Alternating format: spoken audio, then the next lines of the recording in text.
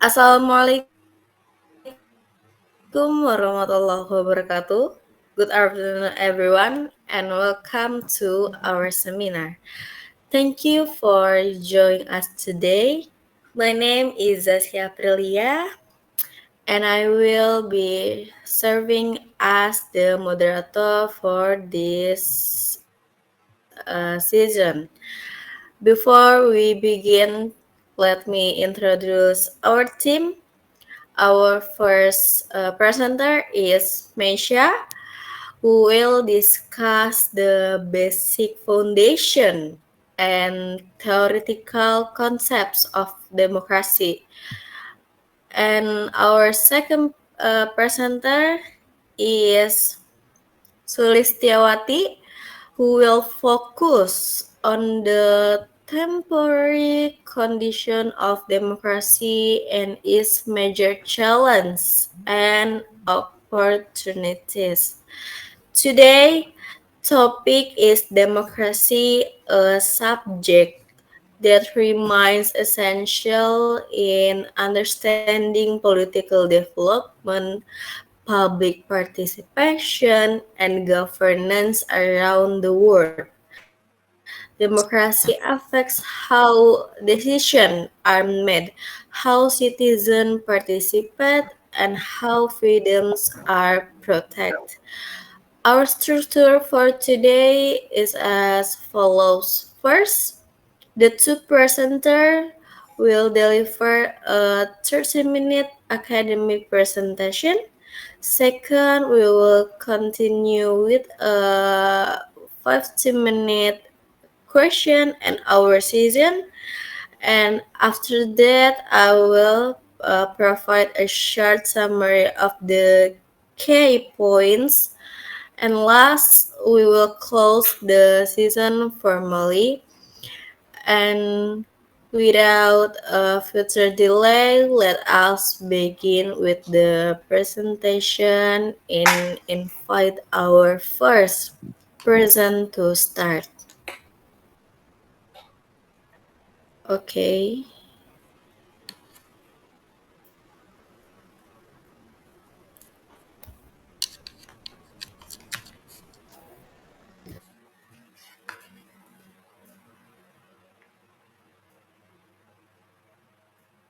sorry.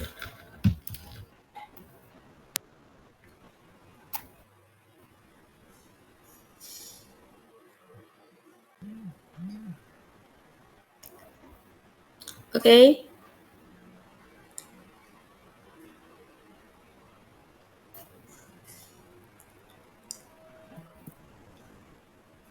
so for presenter one, let's start. Okay, good afternoon, everyone. On this session, we will present material on democracy, a concept that is the main foundation of modern political system in various countries around the world, including Indonesia, which has adopted in science the 1998 Reformation era. Democracy is not only a system of government, but also values the emphasize public participation in decision making as defined in the Big Indonesian Dictionary as a form of government in which all citizens participate in governing through their representative. Next,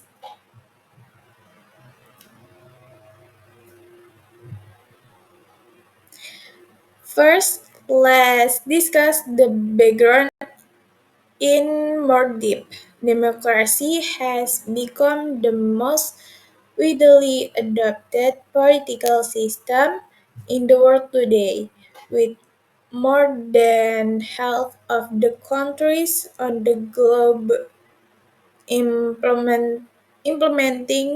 it in various forms. The main reason is that democracy provides ample space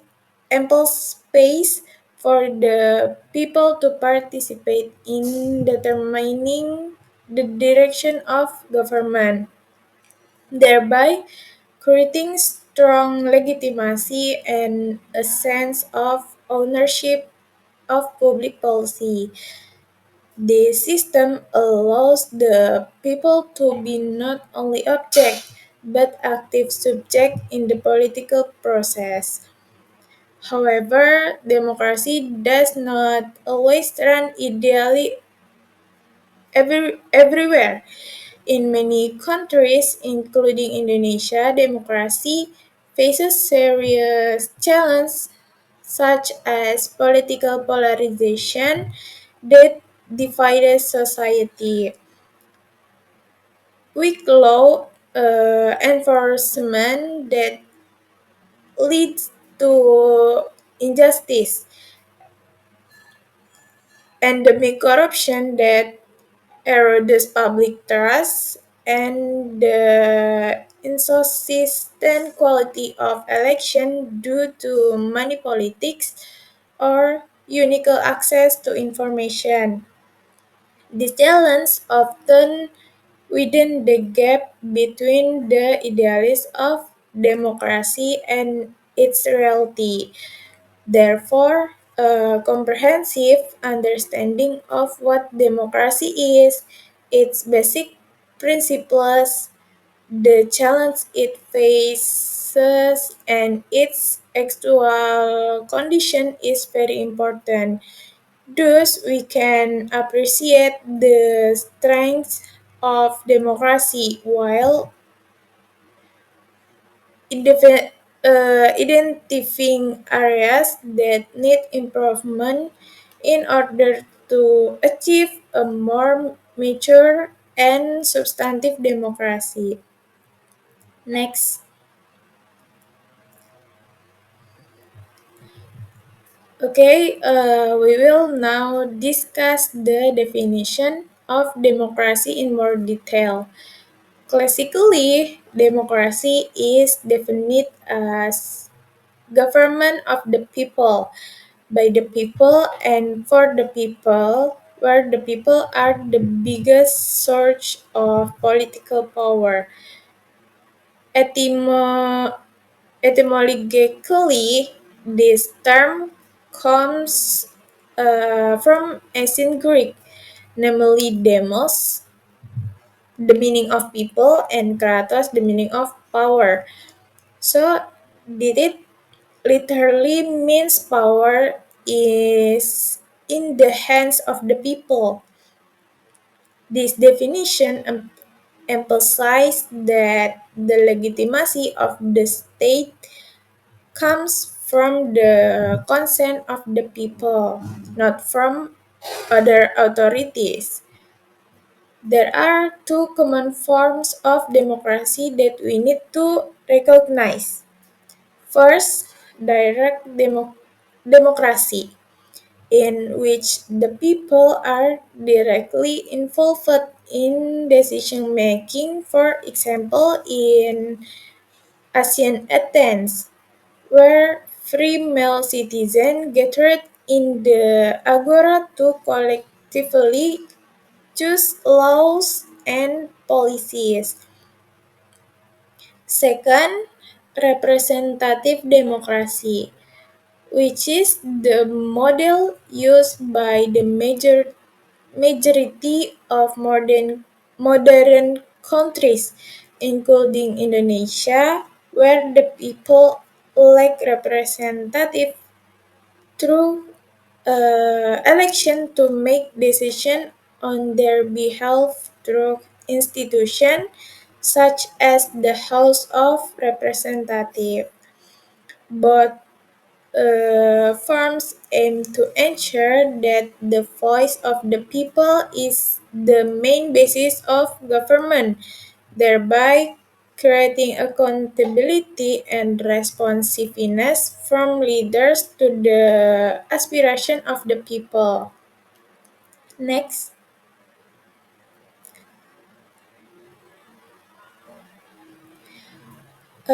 democracy has a number of key principles that must be consistently implemented so that it does not merely become a formal label, but truly function to provide substantive benefits to the people. These principles include first, people suffraganity, which affirms that the highest power lies in the hands of the people as the source of all state authority. Second, free election as the main mechanism for selecting leaders periodically, transparently, and confidentially. Third, freedom of expression, including freedom of the press and expression without fear of repression. Fourth, supremacy of law, to ensure that no individual or group is above the law, including high ranking officials. Fifth, separation of powers, through the separation of the executive, legislative, and judicial branches to prevent abuse of authority. And the last is accountability, which is the obligation of the government to be accountable to the public for its action and decision. If one of these principles fails to be implemented, the quality of democracy will decline dramatically, potentially leading to instability or even a regression to an authoritarian regime. Next,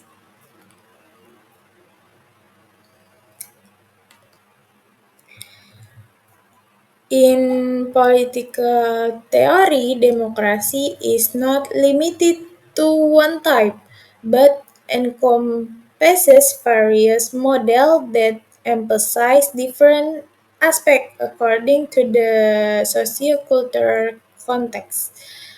First is liberal democracy, emphasizes individual freedom, protection of basic rights, and restriction on state intervention to avoid the tyranny of the majority. Second, participatory democracy encourage active citizen involvement in the political process outside of election, such as through community deliberation or citizen assemblies. Sorry. Third, deliberative democracy focuses on rational and inclusive public discussion to reach the best decision through fact-based debate. Fourth, social democracy priorities equitable welfare with a greater role for the state in protecting the people from economic inequality. So in the Indonesian context, our democracy tends to be a combination of liberal democracy and social democracy because we have competitive election that guarantee individual rights while also emphasizing social justice as mandated in the 1945 Constitution, thus balancing individual rights with collective welfare. Next,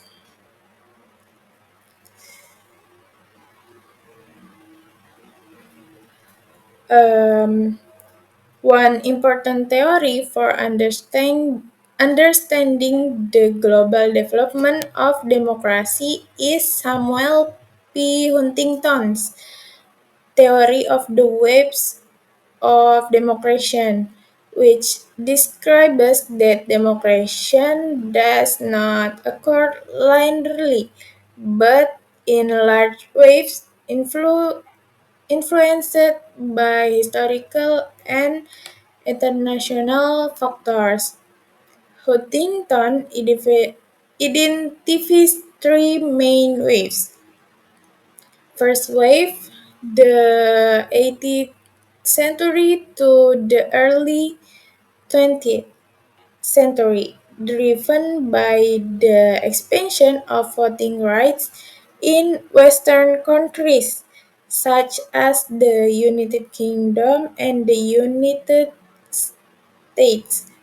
Second wave, second wave was World War II, when authoritarian regimes in Europe and its colonials be- began to shift to democratic system amid decolonization. Third wave, uh, 1970s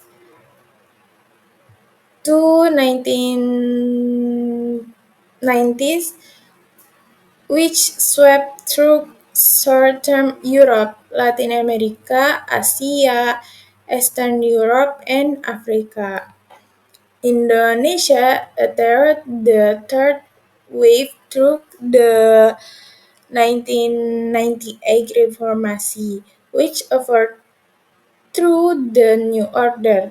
However, after the transition phase, the next challenge is democratic consolidation, which is the process of strengthening political institutions, the rule of law, mature political parties, and a culture of democracy so that the system is stable and resilient on the long term. Next,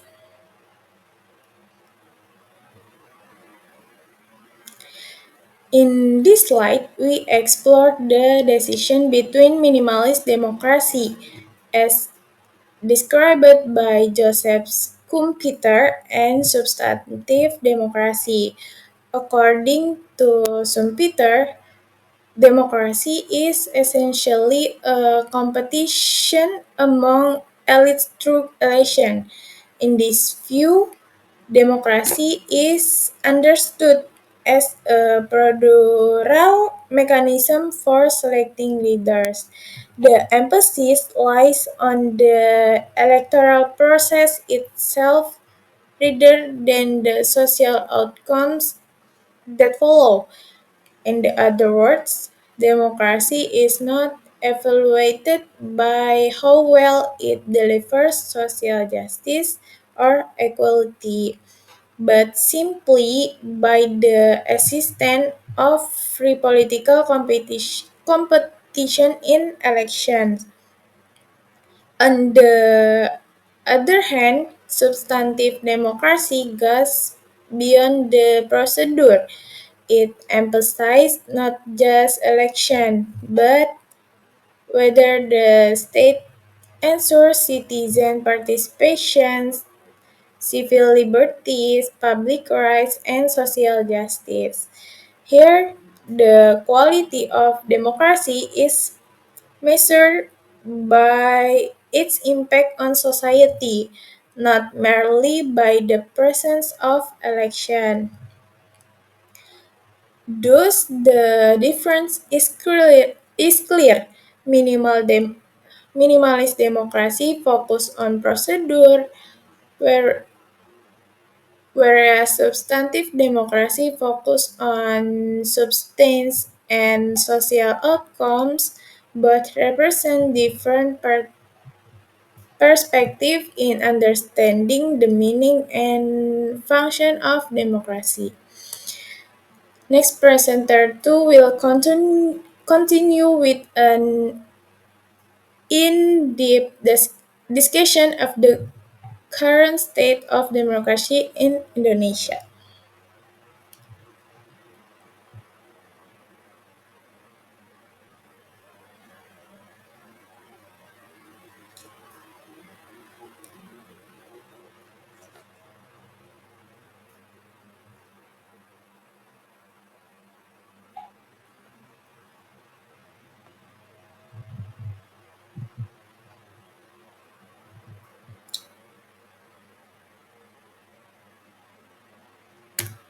Sorry, for presenter one, you're done? I'm done. Okay, next, please, to presenter two.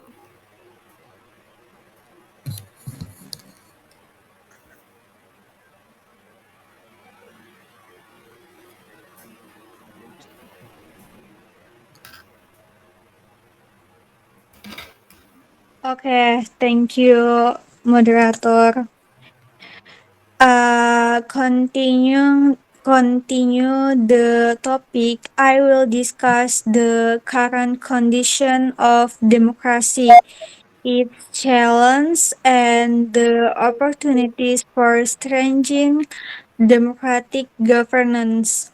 Let us begin with the contemporary global context.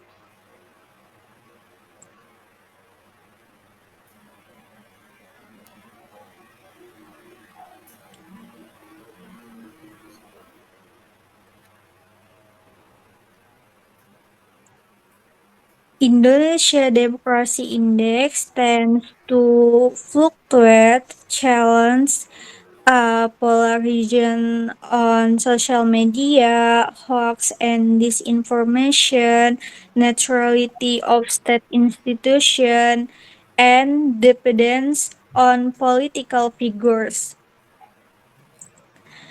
In in recent years, scholars have not a sign of democratic backsliding, referring to the gradual weakening of institution, reduced freedom of expression, and political polarization, even established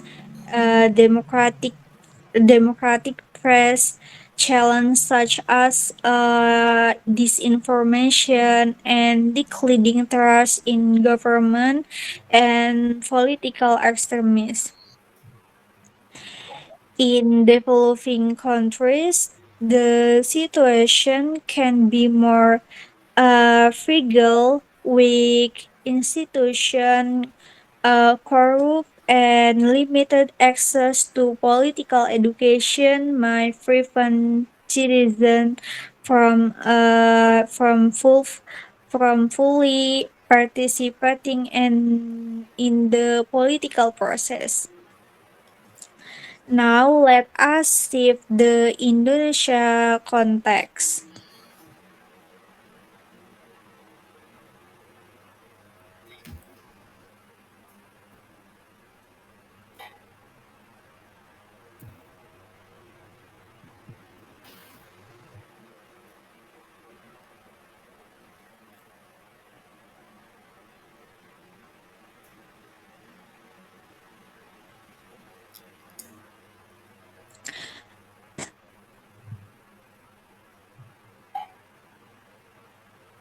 Next,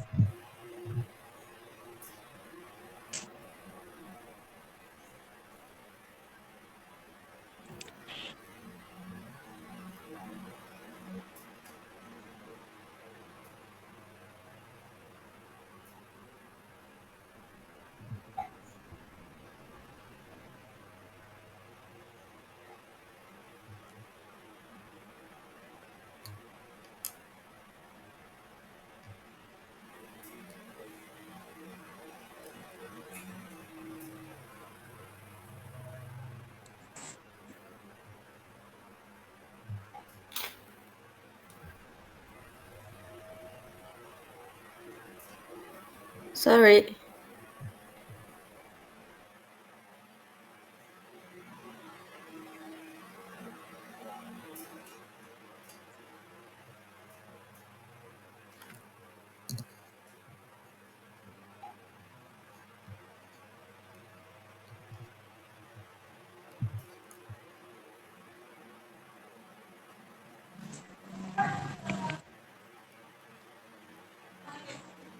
Okay, now let us shift to the Indonesian context. Indonesia is large democracy with frequent election and active public participation.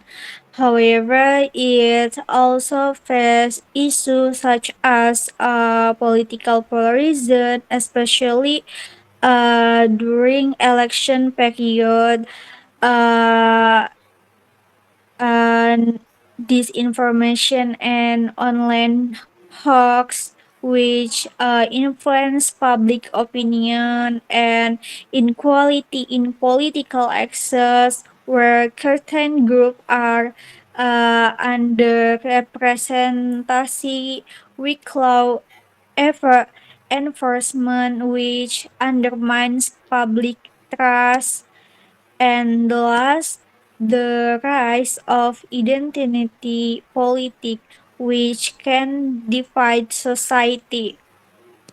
Okay, despite this challenge, democracy in Indonesia also present significant opportunities. Next,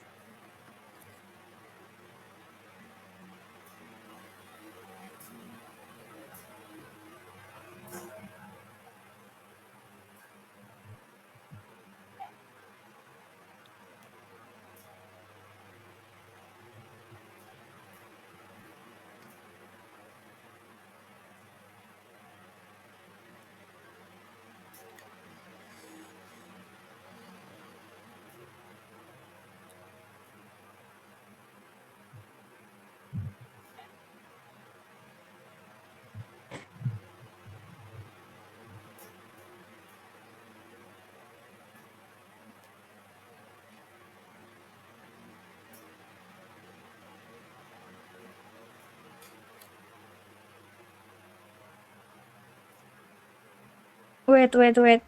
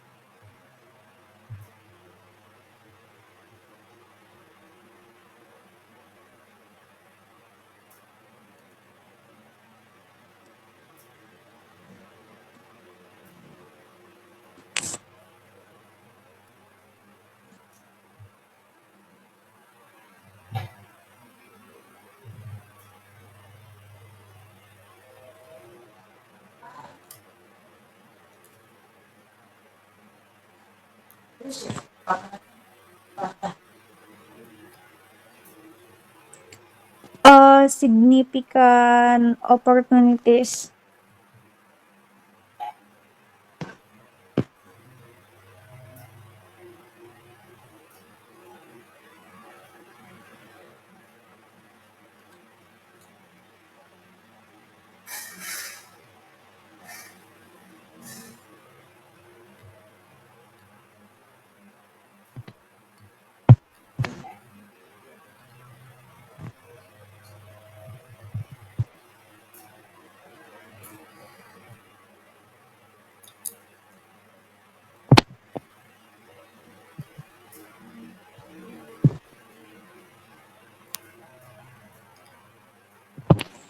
Sorry, moderator, slide significant opportunities.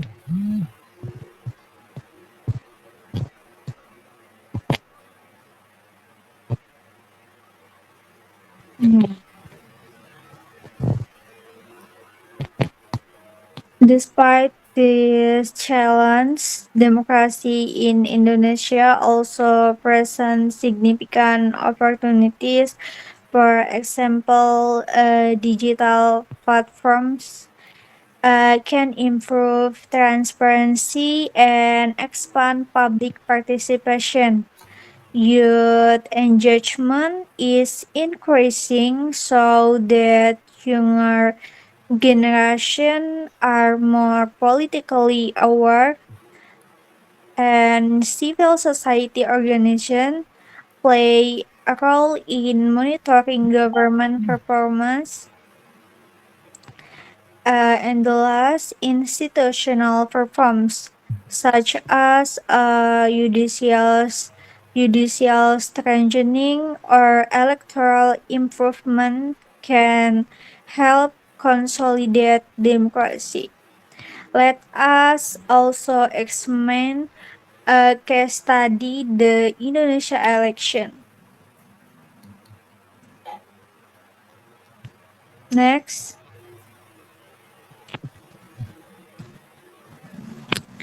elections are central to democracy, but they must be conducted under fair conditions. Issues such as vote buying, biased political communication, and unequal access to media must be addressed to improve inequality. On the other hand, Indonesia high voter turnout demonstrates strong public enthusiasm for democratic participation.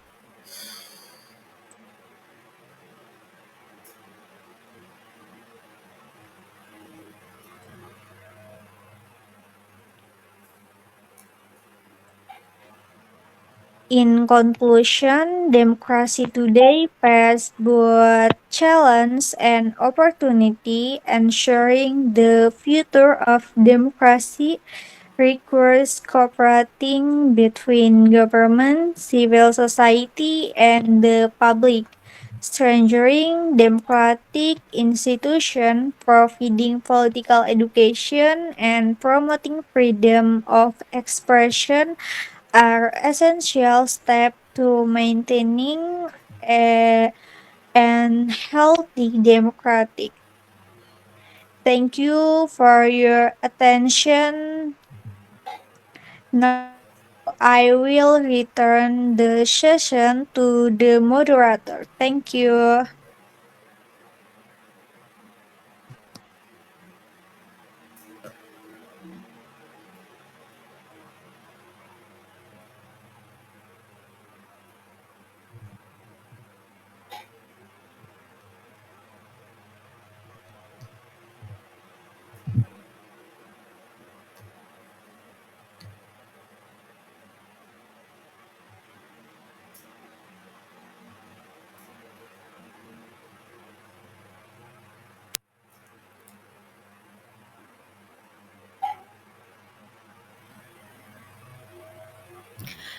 Okay, thank you to both presenters for the insightful explanation.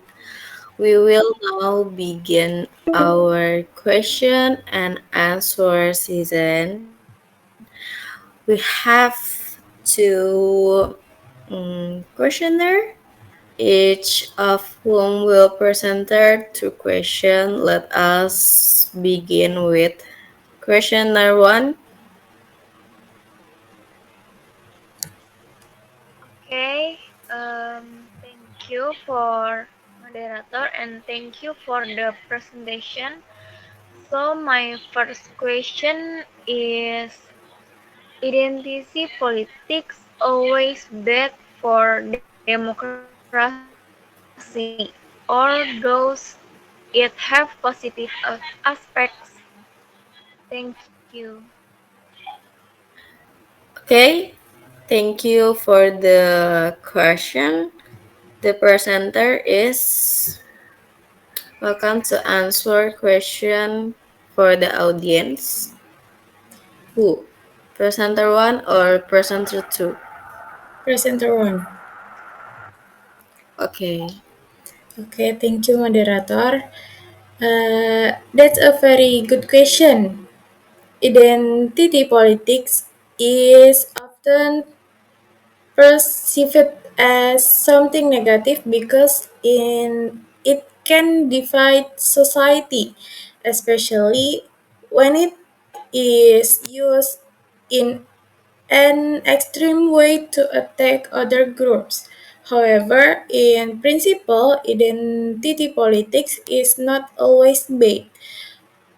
On the positive side, identity politics can be a means for marginalized groups to demand representation and justice.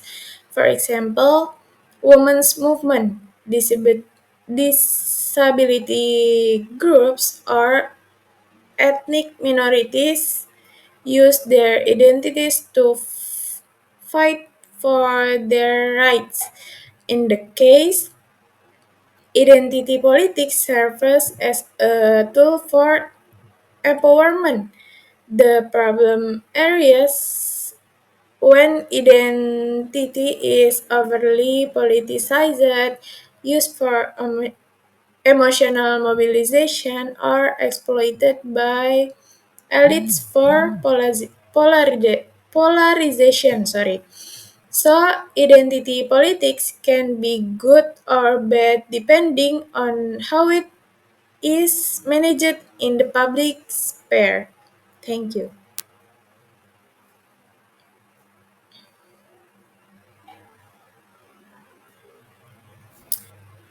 Okay, thank you for presenter one to answer.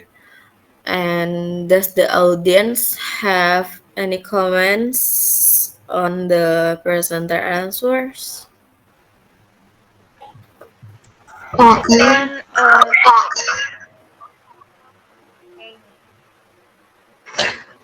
Questioner respond. Thank you for your presenter.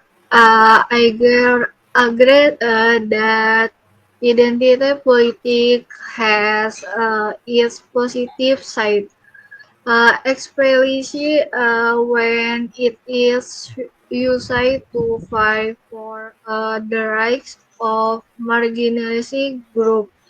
However, in my observation, the minority group often face back, backlash when they post their identities.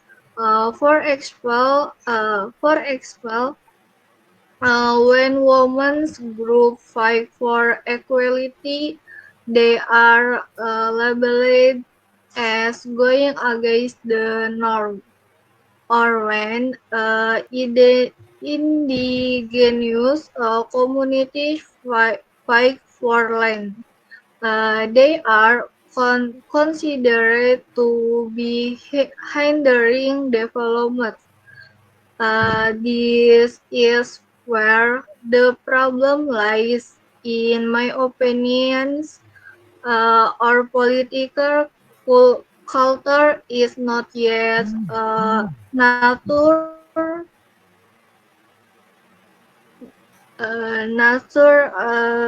enough to openly explain the diversity of identity.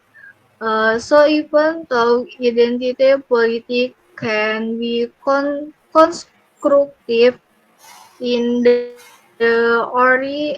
in practice, if of the clash with the followers of the majority, perhaps this is a big achievement for our democracy. Thank you. Okay, thank you. Any question from audience?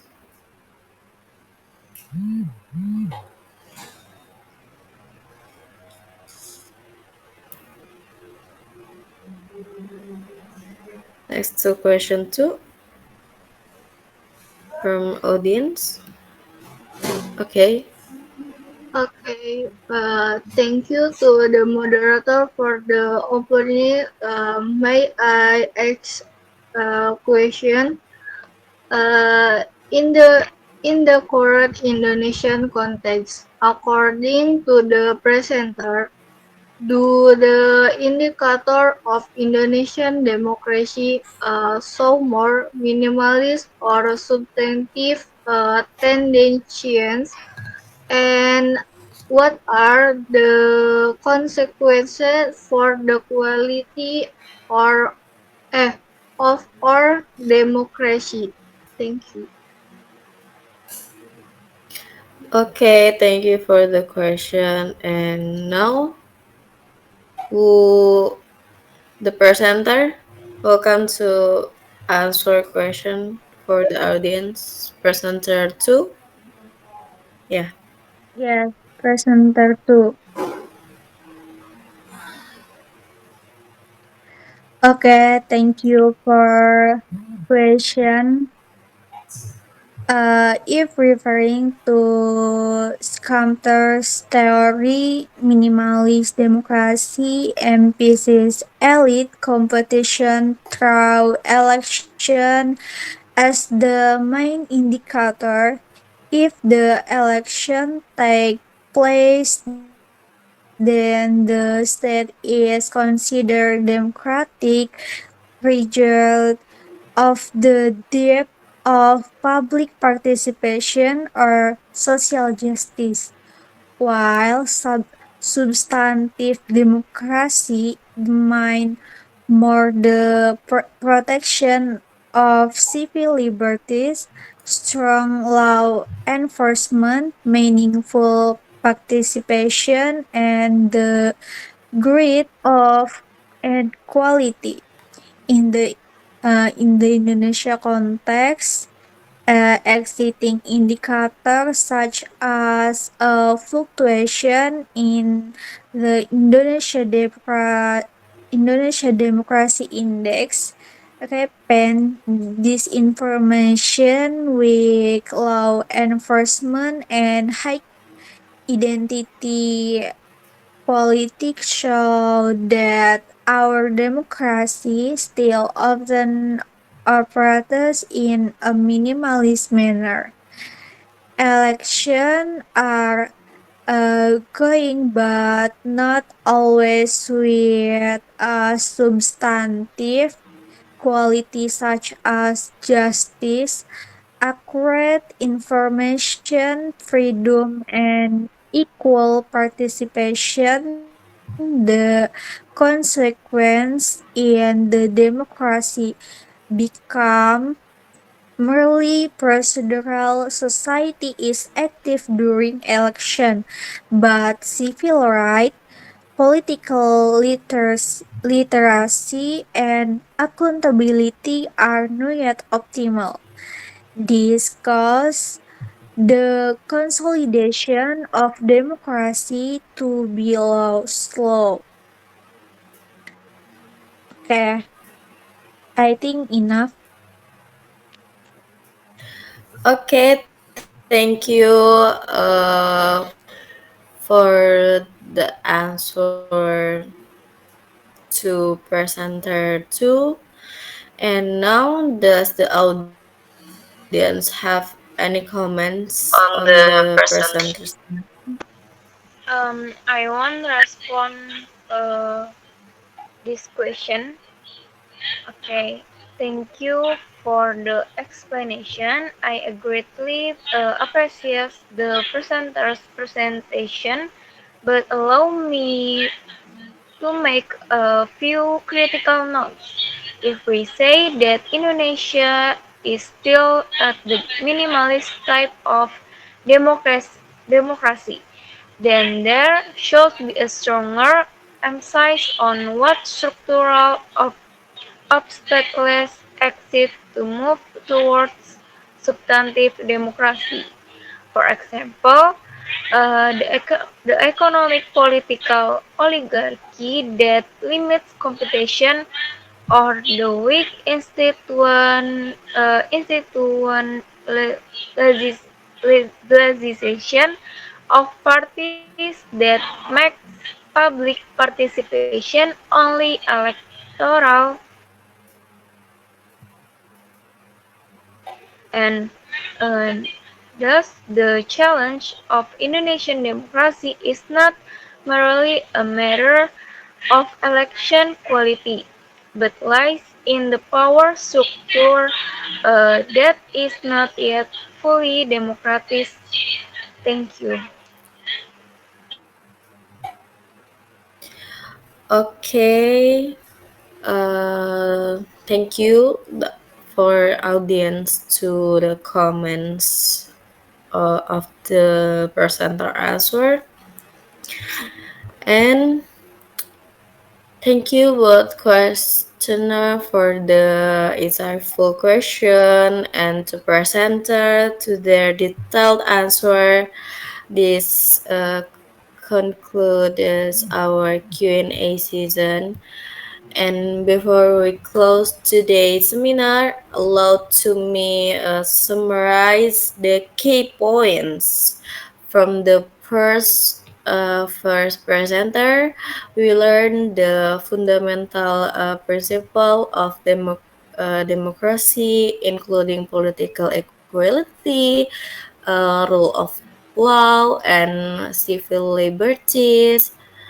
We also reviewed theories from scholars such as Joseph Joseph Schumpeter and Schumpeter and Noel Uh, Huntington. Noel Huntington. Sorry, can I uh, question the last, please? Okay. Okay.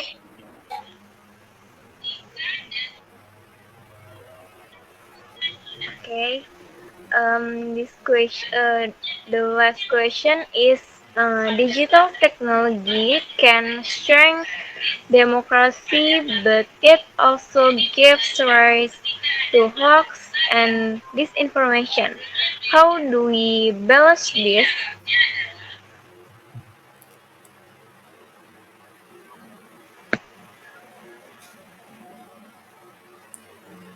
Okay, I will answer. Yeah, balance can be achieved through strengthening digital literacy. The public must be equipped with the ability to sort information, understand reliable sources, and recognize media manipulation.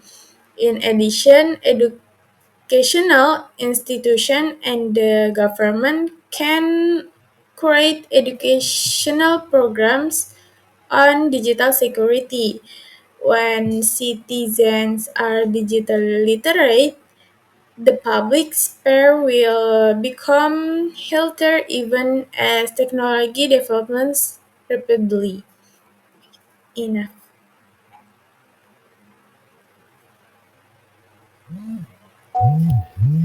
Okay. The audience have any comments for the presenter answer? Okay. Thank you to moderator. Questioner respond.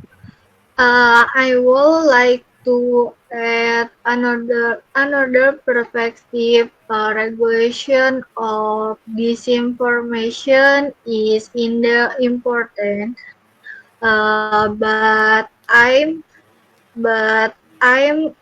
concerned that if it is not done carefully, it can actually limit freedom of expression. Many concerns claim to be anti-hoax, but ultimately, uh, you ask the regulation to critics. So, in my opinion, it is not only regulation uh, that must be condemnation, but also transparency and accountability on the part of the government and digital platforms. The public must know how content moderation, decision are made. Otherwise, effort to combat hoax could turn into a tool of political control. The equality wakes democracy.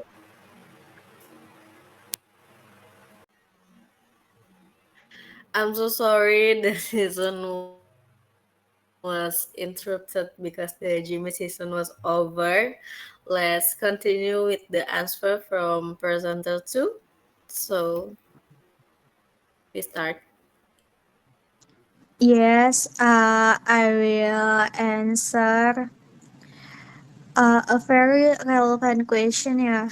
Democratic backsliding in Indonesia influenced by several factors, including increasingly intense political polarization, especially since direct election and the rise of digital campaign to disinformation and hoax which spread quickly through social media, weakening the inequality of public deliberation. Three, a weak independence of state institutions, which make oversight of power suboptimal. And the last, high identity politics, particularly during election moment, which reduce space for rational dialogue. Regarding the digitalization, there are two sides, positive side and negative side. Positive side, broadening access to information, strengthening civil society movement, facilitating and transparency. Negative side, accelerating the spread of hoax, strengthening echo chambers, and polarization can be manipulation through both buzzer or political micro-targeting tools. Digitalization become a double-edged sword.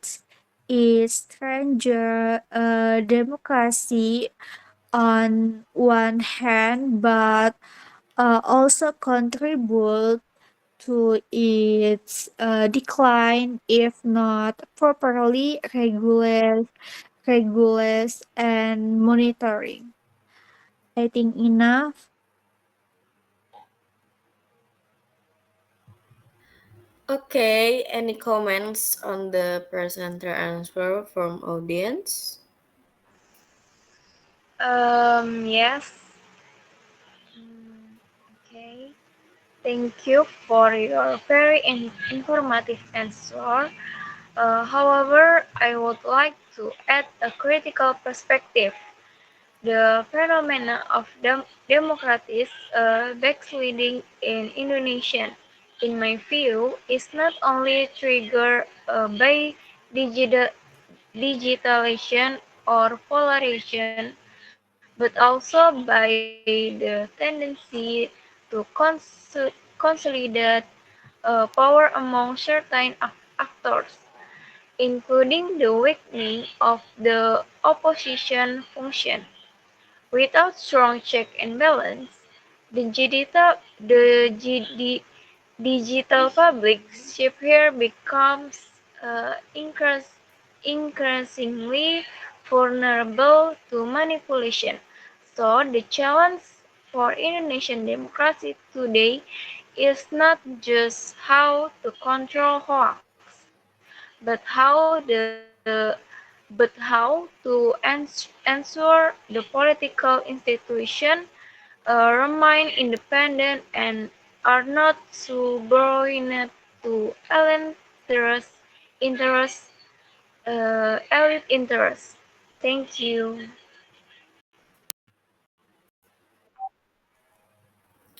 Okay, any question or nothing for the audience?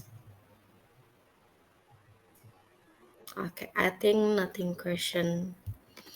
Okay, thank you for to questioner for the insightful question and to the presenter to their detailed answer. This concludes our Q&A. And before we close today's seminar, allow to me summarize the key points. For the first presenter, we learned the fundamental principle of democracy, including political equality, rule of law, and civil liberties. We also reviewed theory from scholars such as Joseph Schumpeter and Samuel Huntington. And from the second presenter, we explored the current condition of democracy both globally and in Indonesia. We also discussed major challenges such as polarization and misinformation and weak institution, as well as opportunities such as youth engagement and digital transparency tools.